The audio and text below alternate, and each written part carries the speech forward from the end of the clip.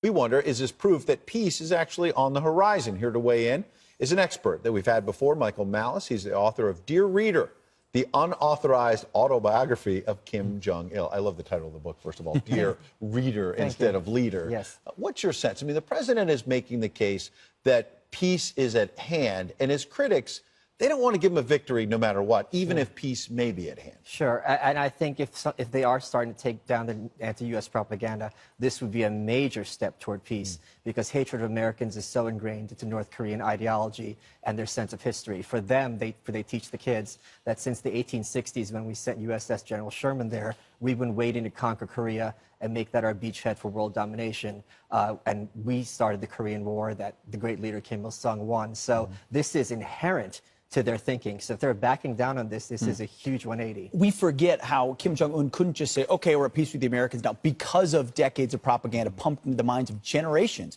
to hate us with a certain worldview. So by undoing or unwinding that propaganda, he could be setting the stage to actually do something meaningful. And let me tell you how much work it would have to be. For example, we're not referred to as Americans in their textbooks. We're referred to as slurs like U.S. imperialists or Yank devils. So in their math classes, it would say something like, if I kill 10 U.S. imperialists every day, how many can I kill in a week? So it's and the thing is, we're regarded as basically the equivalent of Nazis over there. It's not something that if we fought a war and we won.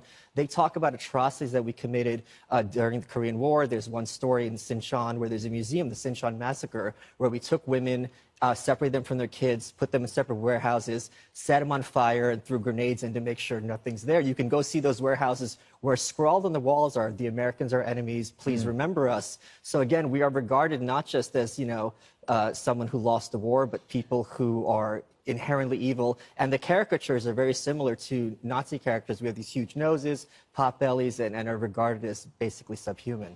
Last point, people have not given the president credit, again, on another point of this, which is bringing the remains home of a lot of the servicemen we lost in the Korean War. Decades later, their families have been waiting to have some sort of closure. Yes. Seems like a big step. It is, because we talk a lot about the Vietnam War on the left and the World War II, those narratives. The Korean War is often rightly described as the forgotten war, because there's no real payoff, there's no story. So many of those servicemen and their families have not had that closure. It's so much part of North Korean history, we tend to not discuss it as much. So thankfully, some of these people will have finally closure in their lives. So as we look at the tea leaves, are we more likely that denuclearization happens a week after this meeting, or less likely? If they're taking down the anti-U.S. propaganda, that's the biggest step possible towards saying that there's going to be peace. All right. Michael Malice, you know of what you speak. Thank you for being here. Appreciate it.